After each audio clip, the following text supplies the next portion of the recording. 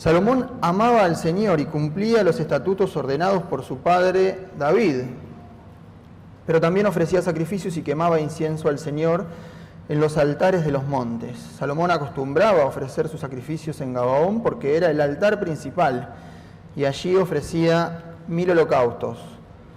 Pero una noche en que Salomón dormía en Gabaón, el Señor se le apareció en sueños y le dijo: pídeme lo que quieras, que yo te conceda. Entonces Salomón dijo: tu misericordia siempre acompañó a tu siervo, mi padre David, porque se condujo delante de ti con sinceridad y fue un hombre justo y te entregó su corazón.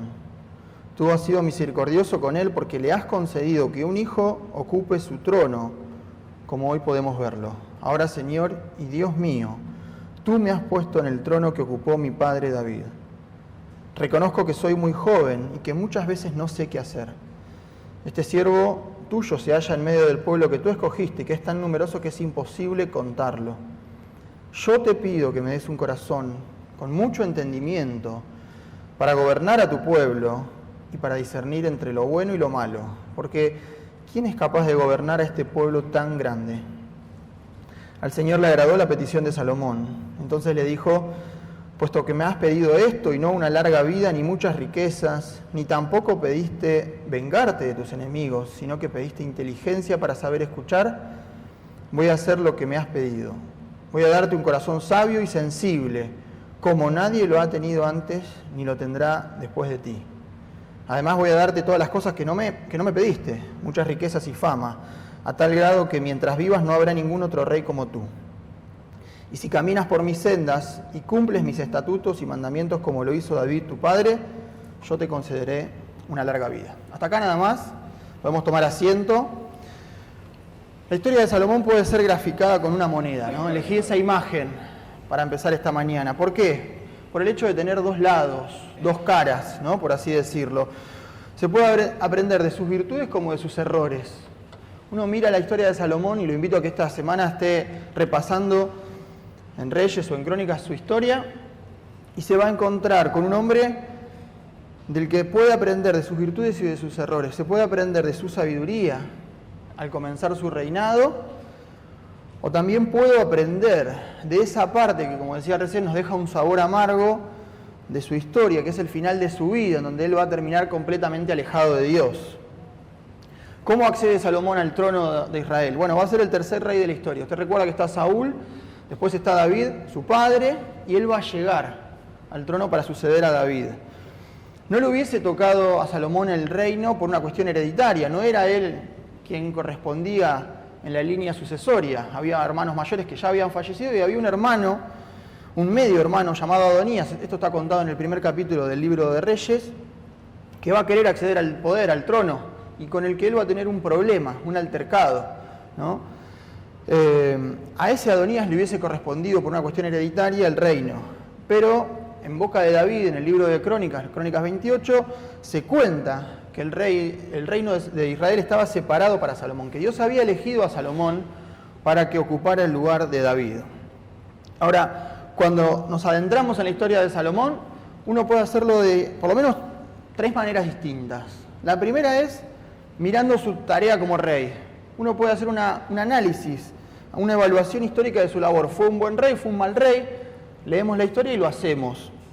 En segundo lugar, como escritor. Usted sabe que él dejó todo un legado de sabiduría poética. Escribió el Cantar de los Cantares, escribió el libro de Proverbios, el Eclesiastés. Hay 2 salmos también que son escritos por Salomón. Dejó mucho para nosotros. Y mucho de eso lo hemos leído a lo largo de nuestra vida en la Biblia. Hemos abierto la palabra de Dios y hemos leído las palabras de Salomón.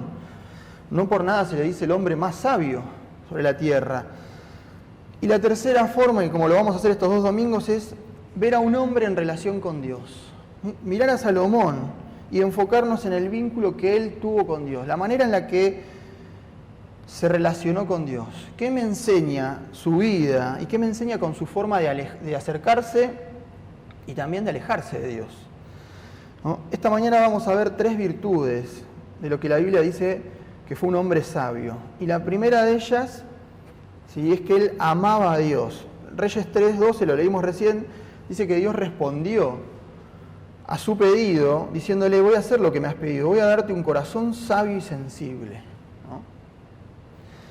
La primera virtud es que él ama a Dios, y creo que es la primera gran virtud que uno puede encontrar en Salomón. Yo pensaba esta mañana y decía, y me gustaría que pensemos juntos, ¿qué significa amar a alguien?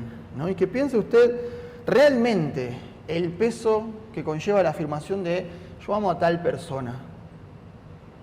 El esfuerzo, la dedicación, el sacrificio que debo mostrar, el interés que debo mostrar en pos de esa persona, lo que muchas veces tengo que postergar personalmente en pos del otro, ¿no? Y eso trasladarlo a Dios. Salomón amaba a Dios. Ahora, yo voy a mencionar a continuación una serie de cosas de las que siempre hablamos y que todos sabemos, ¿no? Que amar a Dios no es solamente venir a la iglesia. Uno no puede decir que ama a Dios porque viene a la iglesia. Amar a Dios no es solamente decir amén o decirle a un hermano que Dios te bendiga. No es traer mi Biblia, no es solamente traer mi Biblia. No es venir los domingos a la iglesia, ¿no? Cosas que muchas veces mencionamos. Ahora usted me pregunta, pero una persona que ama a Dios no tiene que sí, tiene que tener todo esto, ¿sí? Pero que tenga estas cosas no significa que ese amor sea real, ¿no? Yo hoy, esta mañana, ¿no? Me pongo como ejemplo. Yo esta mañana hice todo eso. Vine a la iglesia, traje mi Biblia, saludé a algún hermano deseándole la bendición, canté canciones cristianas. Ahora yo me pregunto, ¿esto me hace a mí me convierte en una persona que ama realmente a Dios solamente por haber hecho eso? No alcanza, ¿no? Amar a Dios es el resultado de algo que pasa interiormente adentro nuestro, de haber entregado el corazón a Cristo, y obviamente todo esto que mencionamos recién tiene que ser consecuencia de esto primero. Yo me pregunto, ¿no? Y quiero trasladar esta pregunta a todos nosotros, si estamos amando a Dios de la manera en la que Él nos amó a nosotros. Ayer releía Juan 3:16, un pasaje que todos conocemos, ¿no? De tal manera amó Dios al mundo, que ha dado a su Hijo unigénito, para que todo aquel que en Él crea no se pierda, sino que tenga vida eterna. Dios entregó a su único Hijo por amor de cada uno de nosotros. ¿Estoy yo amando a Dios de la manera en la que Él me amó? Recién cantábamos, su amor es real. Y uno puede comprobar en cada una de sus vidas, ¿no? A nivel personal, que el amor que Dios siente por mí es real. Y lo veo todos los días. Ahora, ¿de qué manera estoy amando yo a Dios?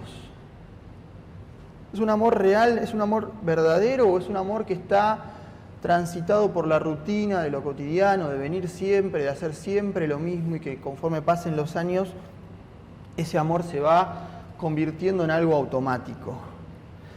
Dice la palabra de Dios en el primer versículo que leímos del capítulo 3 de Reyes, 3:3, que Salomón amaba al Señor, ¿no? Y yo pensaba en ese detalle. Dios quiso, no es un detalle menor, que eso quedase registrado. Que nosotros hoy leamos que Salomón amaba a Dios. Y ese amor es, en primer lugar, una devolución del amor que Dios sintió por Salomón.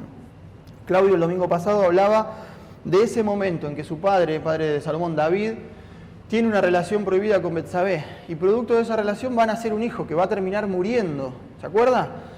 Y entonces, si vamos a ese momento histórico en el segundo libro de Samuel, dice que después de eso que había pasado, que ese hijo muere, David consoló a Betsabé, su mujer, fue a visitarla, se unió a ella y ella dio a luz un hijo, al que David llamó Salomón. Y ese pasaje va a terminar diciendo que el Señor, que Dios amó a ese niño. Y no solamente lo amó desde el momento en que nació a Salomón, sino que por medio del profeta Natán le hizo saber a David que lo amaba, que amaba a Salomón. Entonces uno dice, bueno, Salomón amaba a Dios, pero Dios primero lo había amado a él. Algo que me parece interesante señalar de Salomón, ¿no? Todos sabemos que él llegó a ser un hombre sabio, rico, uno de los reyes más majestuosos, cuenta la Biblia, de la historia, grande en la historia. Pero creo que su mayor virtud al comienzo, en este momento en el que leímos este pasaje, su mayor virtud era que amaba a Dios. Es decir, en este momento, era un joven de unos 18, 20 años aproximadamente, que estaba accediendo al trono de David. En ese momento, al inicio de su reinado, no era ni el rey más rico y poderoso de la historia, ni el hombre más sabio sobre la tierra. Simplemente era un joven que estaba sucediendo a su padre en el trono. Y su mayor capital era el amor que sentía por Dios. Todavía no tenía las riquezas que Dios le promete. Todavía no tenía esa sabiduría. Su mayor capital era el amor que sentía por Dios. Y creo que ese es el mayor capital que un cristiano debiera tener o debiera aspirar tener, ¿no? Que nuestro amor por Dios cada día crezca un poco más. Que conforme pasen los años me convierta en un cristiano que fue avanzando y que ese amor no quedó ahí estancado, inerte, sino que Dios pueda mirarnos y decir, me seguís amando como al principio. Y que no pase como cuenta el Apocalipsis en ese mensaje a la iglesia de Éfeso, donde le va a decir, tengo contra ti que has abandonado tu primer amor. Uno tiene que mirar para atrás. ¿Hace cuánto tiempo que soy cristiano? ¿Cómo está mi relación con Dios? ¿Cómo está ese vínculo? ¿Cómo está ese amor? ¿Es un amor real el que siento por Dios? El comentarista Matthew Henry destaca que en la versión caldea se dice de Salomón que amaba el culto a Jehová, ¿no? Salomón amaba el culto a Jehová. Si uno va al diccionario y busca la definición de culto, dice lo siguiente, es el homenaje externo de respeto y amor que el cristiano tributa a Dios. Es todo lo que venimos a hacer cada domingo a la iglesia. Todo ese homenaje de amor, de respeto que tributamos a Dios cada semana. Decíamos, la primera virtud de Salomón entonces es que él ama a Dios. Si nosotros queremos sentir ese amor, si amamos a Dios, debiéramos también amar su culto, ¿no? Todo este momento donde tributamos nuestro amor y nuestra adoración a Él. Y eso se traduce en tres cosas, por lo menos tres cosas prácticas. La primera es que nos gusta oírlo, ¿no? Aquella persona que ama realmente a Dios, le gusta oír lo que Dios tiene para decir, por más que muchas veces no coincida con nuestro propio criterio. Dios nos habla a todos, ¿no? Pero no lo hace místicamente, no lo hace por medio de un sueño, una revelación, que va a elegir una persona. Eso ya no sucede más, sucedió en un momento determinado y hoy el Señor dejó su palabra, nos habla con su palabra. La pregunta es si estoy dispuesto a escucharlo, si estoy dispuesto a abrirla, leerla y encontrar entonces las respuestas a nuestros interrogantes. Creo que el amar a Dios se refleja en oírlo y en cumplir lo que nos ha comunicado, que es su palabra, en obedecer su palabra. Pensaba esta semana en los jóvenes con los que trato la mayor parte del año. Muchas veces, y cada vez más, se ve mucha falta de respeto hoy de la juventud en general, no estoy hablando de los jóvenes cristianos, de la juventud hacia los padres. Es un vínculo que cada vez es más difícil. Yo soy joven, ¿no? Y quiero encontrar qué es lo que Dios dice para mí, una respuesta para mi vida. Abro la Biblia. Entonces voy a encontrar, por ejemplo, en la carta a los Efesios, Pablo dice, honra a tu padre y a tu madre. Tengo que honrar a mi padre y a mi madre. Es el primer mandamiento, dice Pablo. No tengo fricción, hay fricción en la relación entre padres e hijos, muchas veces. Si yo soy un joven cristiano y quiero cumplir, oír lo que dice la palabra de Dios y obedecerla, bueno, ahí está la guía. ¿No? Pensaba también en los matrimonios. Vemos, lamentablemente, cada vez más casos de falta de amor y de honra por el matrimonio. Hemos visto en el último tiempo cómo el matrimonio, que es una institución sagrada para Dios, se ha hecho descartable, desechable completamente. No vale nada, ¿no? Y Pablo también habla en la carta a los Efesios y dice, las casadas honren a sus propios esposos como honran al Señor. Y va a decir, esposos, amen a sus esposas, así como Cristo amó a la iglesia y se entregó por ella. Entonces uno se da cuenta que si yo amo verdaderamente a Dios, me gusta lo que Dios tiene para decirme, me gusta oír su palabra, tengo que buscar las respuestas que Él me da para mi vida. Ahora, la Biblia nos dice que Salomón no solamente amaba a Dios, sino que además, dice, andaba en los estatutos de su padre David. David antes de morir le había encargado que no abandonara el camino del Señor. Le había dicho, seguí en el camino, ¿no? Si yo amo a Dios realmente, tengo que andar en sus caminos. Y el Señor dijo en el Evangelio de Juan, si me aman, obedezcan mis mandamientos. Digo, todo tiene que ver con todo. En segundo lugar, dijimos primero nos gusta oírlo. En segundo lugar, nos gusta hablarle, ¿no? A mí me gustaría hacer algunas preguntas. ¿Te gusta hablar con Dios? ¿Les gusta hablar con Dios? ¿Sí? ¿Le contamos nuestros miedos, nuestros anhelos? ¿Le contamos nuestras alegrías, nuestras tristezas? ¿Le contás tus enojos, aquellas cosas que te frustran, que te hacen mal? Creo firmemente que el amor es también esencialmente diálogo, es comunicación, que no puede haber amor si no hay diálogo, si no hay un vínculo en el que dos personas se comunican. Dos personas que se aman tienen que tener inevitablemente, si ese amor es verdadero, un diálogo constante. Y todos sabemos que esto demanda tiempo, que no se construye de la noche a la mañana. Ahora, yo me pregunto, ¿cómo puedo decir que amo verdaderamente a Dios si no dedico tiempo para hablar con Él? Si no dedicamos tiempo de calidad a orar, a hablar con Dios, es imposible que ese amor sea un amor verdadero. Obviamente vamos a decir, sí, yo amo a Dios porque son palabras y nadie va a hacer una evaluación sobre lo que nosotros digamos, pero realmente, si me analizo interiormente, si yo no dedico el tiempo para hablar con Dios, un tiempo verdadero, es imposible amarlo. Esto que voy a decir parte de mi propio autoanálisis, ¿no? Y creo que cada uno tiene que hacer el suyo propio. Creo que hoy en día dedicamos más tiempo a pasar con el teléfono, con el celular, que a hablar con Dios. Y eso lamentablemente habla mucho de quiénes somos como cristianos. Esto lo hago, insisto, como una autocrítica en cosas que tengo que mejorar. Hoy pasamos mucho más tiempo conectados de manera virtual que hablando con Dios. Dijimos, nos gusta oírlo, nos gusta hablarle y en tercer lugar, nos gusta tener comunión con Él. La primera carta de Juan dice, si decimos que tenemos comunión con Él y vivimos en tinieblas, estamos mintiendo y no practicamos la verdad. Pero si vivimos en la luz, así como Él está en la luz, tenemos comunión unos con otros. Y la sangre de Jesús, su Hijo, nos limpia de todo pecado. Lo que nos está diciendo Juan en su carta es, bueno, hay que tener comunión de manera vertical con Dios para después poder tener una comunión sana de manera horizontal con nuestros hermanos. Y amar a Dios, estamos hablando de esta primer virtud que mostró Salomón, significa también vivir en la luz, como dice Juan. Tener comunión con Él para tener una comunión correcta, sana, con mis hermanos en la fe. Nuestra vida va a mostrar quiénes somos, ¿sí? Su vida va a mostrar quién es cada uno de nosotros. Ahora, yo me pregunto, ¿de qué manera me vinculo, siguiendo lo que dice Juan en su carta, de qué manera me vinculo con mis hermanos en la fe? Y en esto no me refiero a los hermanos en la fe con los que yo tengo un vínculo, un aprecio, porque hay casi una relación de amistad también, ¿no? Porque obviamente con ellos voy a tener una mejor llegada. Me refiero con aquellos con los que por ahí solamente tengo el vínculo de ser un hermano en Cristo, ¿no? ¿De qué manera me vinculo con mi hermano en la fe? ¿Cómo lo trato? ¿Hay amor en mis palabras hacia mis hermanos? ¿En mis actitudes? ¿En mis pensamientos hacia ellos? ¿Hay amor? ¿Hay luz o hay oscuridad? Vivir en la luz, lo que nos está diciendo Juan, es vivir en la luz, es darle la espalda a todo lo que representa oscuridad en mi vida. Y muchas veces el vínculo que establezco con mis hermanos no es el que Dios espera que yo establezca como su hijo. Vivir en la luz es entonces darle la espalda a todo lo que representa oscuridad y cualquier práctica de pecado debo abandonarla inmediatamente. Vuelvo a la pregunta, ¿amamos verdaderamente a Dios como Él lo espera?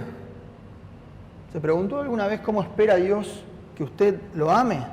Yo creo que es para pensarlo, ¿no? Y nunca debemos olvidar que lo que le pasó a Salomón, esto de que Dios lo amó primero, es lo que también nos pasó a nosotros. La primera carta de Juan dice también, nosotros lo amamos a Él porque Él nos amó primero. Segunda virtud que encuentro en Salomón, y es para destacar, su humildad. Él está, decíamos, 18, 20 años, ¿no? A punto de encarar un desafío grandísimo, ser el rey posterior a David, con todo lo que eso implica, ¿no? Con todo lo que eso significa para él y para su corta edad. Y va a ser algo nuevo para él. Y siempre, todos sabemos que lo nuevo nos da temor, genera incertidumbre. No saber qué es lo que va a pasar detrás de esa puerta que se está por abrir, genera dudas, generan temores. Yo estoy seguro que Salomón tenía miedo, ¿no? Porque es lo que nos pasa a todos frente a lo nuevo. Estaba abriendo una puerta nueva en su vida. ¿Miedo a qué? A no saber cómo hacerlo. ¿Cómo es esto de ser rey si hasta hace poco tiempo todas las decisiones pasaban por mi padre? Y yo descansaba en ese respaldo que me daba saber que el gran rey David tomaba todas las decisiones del reino. Y ahora me toca a mí. La vida y Dios nos pone muchas veces frente a estos desafíos de atravesar nuevas puertas, ¿no? ¿Qué habrá detrás de esta nueva puerta que debo cruzar? Y es Dios quien lo había ubicado en esa nueva circunstancia. Y Dios nos ubica muchas veces frente a nuevas circunstancias totalmente inesperadas. Entonces, de repente comenzamos una nueva etapa en nuestra vida, en un aspecto laboral, en cuanto a lo que es el estudio. Comienzo una nueva etapa y no sé qué es lo que va a pasar. La vida y Dios nos ubica frente a una nueva puerta y de repente hay un nuevo escenario en cuanto a mi salud y de repente tengo que atravesar una enfermedad y no sé qué es lo que va a pasar. La vida y Dios nos ubica frente a nuevas puertas y de repente se presenta una nueva dinámica familiar y no sé qué es lo que va a pasar ahora. Dios lo había ubicado frente a esa nueva circunstancia a Salomón. Y no tengo que olvidar nunca que Él es Dios, es siempre dueño de nuestras circunstancias. Ahora, ante este panorama, ante el panorama en el que Salomón se encuentra, que tiene que abrir una nueva puerta que le genera temor, le genera dudas, hay dos caminos. Por un lado, la autosuficiencia, ¿no? Y puedo elegir transitar el camino de la autosuficiencia, decir, bueno, yo tengo claro lo que debo hacer. No necesito consejos ni de Dios ni de nadie, ¿sí? Sé perfectamente lo que tengo que hacer, tengo todo bajo control. No quiero escuchar lo que el otro tiene para decirme. Y entonces comienzo a aislarme encerrándome en mi verdad y en mi criterio. Es un camino que uno puede transitar. El otro camino, y es el que decide transitar Salomón en esta etapa de su vida, es la humildad. Para reconocer que solo no puedo. Que hay veces que esas puertas que tengo que abrir generan, como decíamos, temor. Y que no sé qué es lo que va a pasar. Y a veces ese miedo nos paraliza. La humildad. Creo que la humildad es hoy, lamentablemente, una virtud menospreciada en la actualidad. Es una virtud menospreciada, completamente menospreciada, porque está emparentada con la falta de valor y la falta de personalidad. Entonces uno se encuentra, en cualquier ámbito, a una persona que es humilde y el resto la va a considerar como una persona timorata, como alguien que no tiene carácter, que no puede imponer sus ideas, ¿no? Y nuestra sociedad nos lleva a confundir conceptos. Entonces vemos una persona que es humilde, que es respetuosa, un costado. No vale la pena, ¿no? Es confundir conceptos.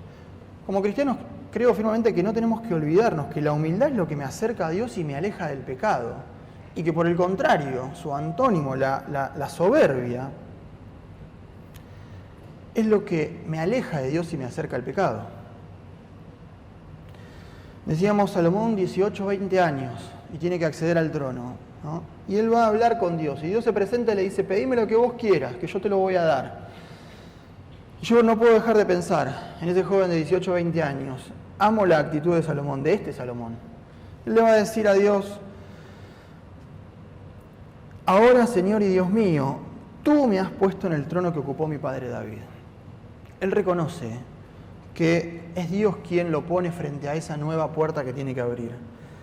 Reconozco que soy muy joven y que muchas veces no sé qué hacer. Este siervo tuyo se halla en medio del pueblo que tú escogiste y que es tan numeroso que es imposible contarlo. Dice, reconozco que soy muy joven y que muchas veces no sé qué hacer. Eso es humildad, ¿no? Decir, Señor, ante este desafío, ante esta nueva puerta, reconozco que solo no puedo, que no sé todas las respuestas, que no sé cómo hacerlo y que necesito de toda la ayuda que estés dispuesto a darme. Salomón está encarando su gran desafío. Quiere ser un gran rey y para eso va a necesitar una sabiduría especial, ¿no? Y esa sabiduría, como sabemos, la va a recibir con la ayuda de Dios y él no duda un instante en pedirla. Y la oración de Salomón, al comienzo de su reinado, muestra esa humildad. Muestra esa humildad que tiene que tener todo hijo de Dios. La soberbia no va. No debería estar en la vida de un cristiano. Nunca.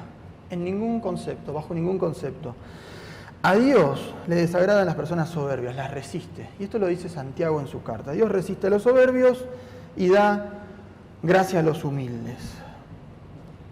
¿Qué saco yo de Salomón, de esta etapa de su vida? Que debo pensar en mis actitudes. Debo pensar en mi manera de hablar, debo pensar en mi manera de contestar, debo pensar en mi manera de tratar a mi prójimo. Y que si encuentro en ellas, cualquiera de esas actitudes, un gramo de soberbia, debo inmediatamente cambiar. No darle lugar a ese sentimiento de autocompasión que va siempre a encontrar la excusa perfecta para justificarme. No, bueno, en realidad hice lo que hice, dije lo que dije, pensé lo que pensé porque él, ella hizo o... Siempre hay tiempo para hacer cambios y correcciones en mi manera de ser. ¿No? Yo me niego a pensar y no compro bajo ningún concepto ese argumento de, bueno, yo soy así, ya es tarde, ¿no? Ya no voy a cambiar, tengo determinada cantidad de años. Eso es simplemente una justificación barata, ¿sí? De aquellos que se niegan a cambiar. Salomón escribió los Proverbios, decíamos hoy, ¿no? Un libro hermosísimo que nos enseña tantas cosas, que a veces uno lee un capítulo y no sabe con qué quedarse porque tiene tantas cosas para aprender. Y él con mucho criterio dijo en uno de esos proverbios, antes del quebrantamiento es la soberbia, y antes de la caída la altivez de espíritu. ¿No? Antes del quebrantamiento es la soberbia, y antes de la caída la altivez de espíritu. Aquellas personas que se cayeron, que han fracasado, en cualquier ámbito, laboral, familiar, espiritual, no importa, si usted ve eso, detrás de esa caída, muy probablemente, y a veces muy hábilmente escondida, está la soberbia. ¿Sí? Lo dice Salomón, lo dice la palabra de Dios. Nos dice la palabra de Dios que Salomón entonces amaba al Señor y cumplía las leyes establecidas por David su padre. No solamente hay humildad para reconocer delante de Dios que no puedo, eso lo hace en la intimidad, sino que hay humildad también en este Salomón para escuchar a su padre, ¿no? David le va a dar en el capítulo 2 una serie de consejos prácticos. Ya estaba pronto a morir, estaba en sus últimos días David.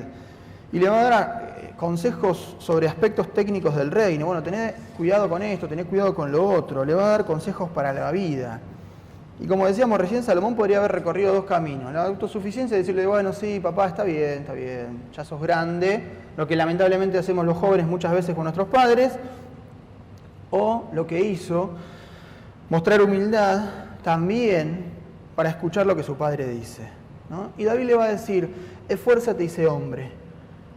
Guarda los preceptos de Jehová, tu Dios, andando en sus caminos y observando sus estatutos y mandamientos, para que prosperes en todo lo que hagas y en todo aquello que emprendas. A mí me genera una ambigüedad tremenda, Salomón, porque todo esto que uno ve en su primera etapa, cuando lo lleva al final de su vida, dice cómo lamentablemente un hombre puede olvidar todo esto. Ahora, me centro en este Salomón, ¿no? En el que comienza. No eligió el camino de la soberbia. Su virtud, la virtud de Salomón, la humildad, radica también en que él sabe escuchar a su padre. Decidió inclinarse en la humildad para comenzar su reinado, y uno ve que comienza un reinado de manera positiva. Tercera virtud de Salomón, el deseo, el ferviente deseo, anhelo de tener un corazón sabio para discernir entre lo bueno y lo malo. ¿Sí? Él no está buscando la sabiduría en términos de acumulación de conocimientos, no quiere acumular conocimientos, lo que quiere es la sabiduría, pero desde el ámbito práctico, desde el aspecto práctico, desea la sabiduría práctica. Ahora, ¿por qué pide esto? Como decíamos, para discernir, para elegir entre lo bueno y lo malo. Esto es lo bueno, esto es lo malo, me voy a quedar con lo bueno. Salomón es consciente de la responsabilidad que tenía por delante, de que va a tener que decidir con sabiduría, con inteligencia, para que su reinado camine bien. Creo, sin embargo, que lo que más lo hace un personaje a tener presente hoy es la lucidez con sus jóvenes 20 años para poner la mirada y el corazón en las cosas importantes. ¿Sí? Es la lucidez para poner la mirada y el corazón en lo más importante, en lo trascendente. Él podría haber pedido cualquier cosa. Dios le dice, pedime lo que vos quieras. ¿Qué pediría usted si Dios viene y le dice esto? Obviamente después de leer Salomón pide sabiduría, pero ¿qué pediría? Qué difícil, ¿no? Esa decisión. Dios no le pone condiciones. Le dice, pedime lo que vos quieras.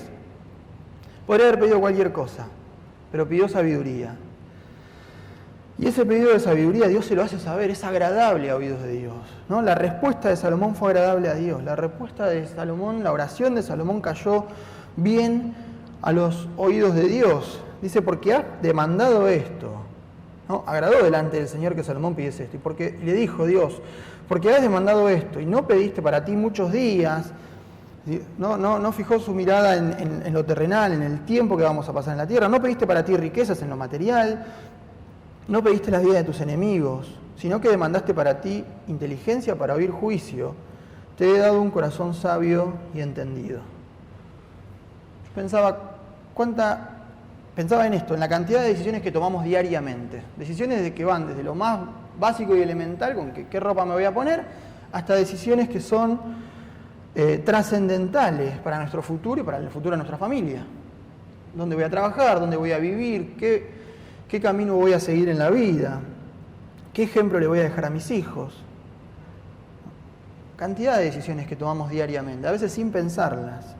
Cada día enfrentamos a un mundo que atenta contra los principios de Dios. Esto lo vemos todos los días, ¿no? Usted prende la tele, escucha la radio, ve las redes sociales. Un mundo que atenta contra los principios de Dios. Un mundo que intentará ejercer cada vez una influencia más fuerte sobre nuestras decisiones. Y sobre las decisiones de nuestros hijos mucho más también. Ya desde el colegio, lamentablemente. Nos enfrentamos a un mundo que intentará derribar todas nuestras convicciones cristianas. Todo aquello que usted aprendió desde chico o desde grande acerca de Dios. El mundo va a ir en contra de eso. Y se va a meter en nuestra toma de decisiones. Va a ejercer una influencia fuertemente sobre la toma de decisiones nuestras. Es por eso que me parece valiosa la historia de Salomón. Nosotros también necesitamos de esa sabiduría que da Dios, que solamente encontramos en Dios para tomar decisiones inteligentes en nuestra vida. Y es lo que Salomón le pide a Dios. Quiero que me des un corazón con mucho entendimiento para discernir entre lo bueno y lo malo. Todos nos vamos a enfrentar a la decisión de saber si esto es bueno o esto es malo en mi vida. Yo me pregunto, ¿por qué si sabemos que es malo muchas veces caemos en eso?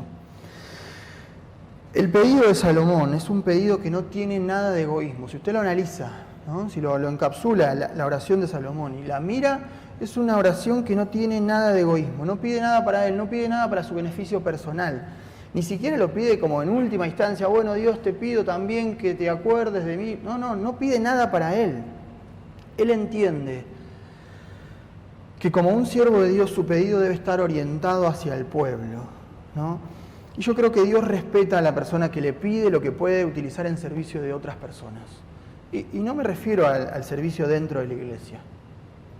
Dios respeta a la persona que le pide lo que puede utilizar en servicio de otros. Yo me pregunto, ¿por qué cosas estoy orando cada día? ¿Por qué cosas estamos orando? ¿Cuál es la intención detrás de mis oraciones? ¿Cuál es la intención de mis oraciones? ¿Se preguntó alguna vez si le agrada a Dios mi actitud, su actitud cuando ora a Él? Dice la Biblia que cuando Dios escuchó la oración de Salomón, le agradó lo que había escuchado. ¿Le agrada a Dios la forma en la que pedimos? Lamentablemente hay oraciones que son puramente egoístas y que desagradan a Dios cuando Dios las escucha. Santiago nos enseña también en su carta, en el capítulo 4, acerca de la forma en la que pedimos. Dice, cuando piden algo, no lo reciben porque piden con malas intenciones. Lo piden con malas intenciones para gastarlo en sus propios placeres.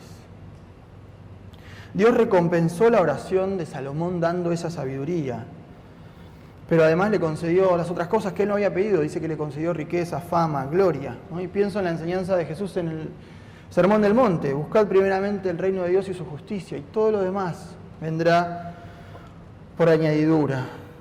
Lo más importante a la hora de hablar con Dios es nuestra actitud. Una oración llena de humildad y de pedidos hechos con sabiduría nunca van a desagradar a Dios. Una oración acertada recibe siempre una respuesta acertada. Creo que Dios quiere concedernos nuestras peticiones, pero le importa mucho más nuestra actitud al pedírselas. ¿De qué manera me acerco a Dios al pedírselas? ¿No? La vida está llena de sorpresas, todos sabemos esto, ¿no? Y cuando nos acercamos a Dios con la actitud correcta, y cuando nuestra vida refleja esa misma actitud, esa humildad al acercarnos a Él, es cuando Dios nos sorprende con sus bendiciones. Bendiciones que nos dan gozo, que nos dan alegría, que nos permiten servir al prójimo. Creo que nunca debemos pensar en las bendiciones de Dios única y exclusivamente como riquezas económicas. Es un error pensarlo de esa manera, pensar que Dios me ha bendecido solamente y exclusivamente si me ha dado algo en términos económicos. No debo hacer nunca esa única asociación. Es un error hacerlo. Las cosas más valiosas en la vida no tienen un valor monetario. No tienen un valor monetario. Si usted se pone a pensar, la familia que Dios nos dio es una bendición. ¿Acostumbra a dar gracias por la familia que tenemos? Y si hoy tiene a un familiar suyo cerca, sienta que está siendo bendecido por Dios. El matrimonio es una bendición. Dele gracias a Dios por su esposo, por su esposa. Los amigos genuinos que la vida pone delante, que Dios nos ha puesto ahí al lado para ayudarnos en determinados momentos de nuestra vida, son una bendición. Los hermanos en la fe que nos acompañan en las buenas y en las malas circunstancias son una bendición. Aquel hermano que nota mi ausencia un día que no estoy y me manda un mensaje y me hace saber que le importo, que quiere saber de mí, que se acuerda, ese hermano es una bendición. A veces nos vamos detrás del brillo del mundo, ¿no? Y nos olvidamos que Dios nos está bendiciendo de muchas maneras que no valoramos. Todas bendiciones que no pueden medirse en términos económicos. Para terminar y como conclusión, las 3 virtudes que vimos de Salomón, el amor a Dios, la humildad y un corazón sabio para elegir bien, son virtudes que no son adquiridas de manera absoluta, permanente y para siempre. Usted lo sabe si leyó toda la historia de Salomón.